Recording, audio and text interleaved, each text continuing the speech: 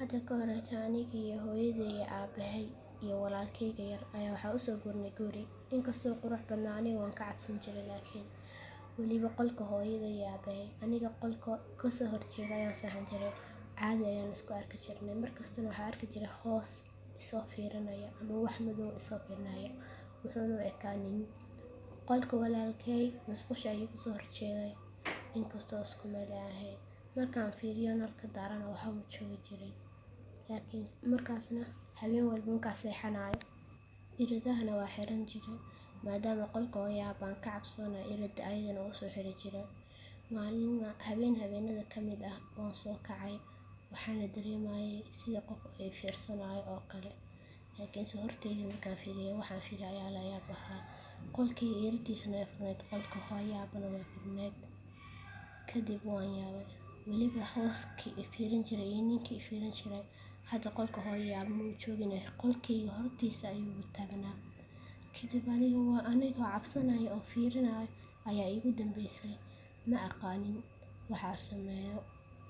Kabacdiisa u fiirinaya hooskii uu tagay wuxuuna aaday dhinacaas iyo qolka walaalkay.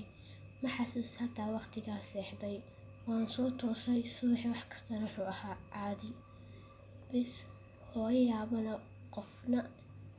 qofnaba waxba uma sheegan jirin.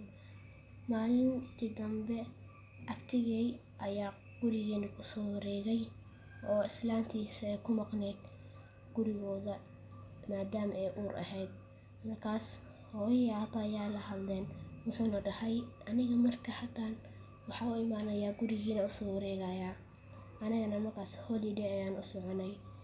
Markaas asaga ayaa guriga u soo wareegay anagana waan kasii baxnay. Laakiinse anaga kumaana soo laaban xaggaas ayaaba iska sii degnay.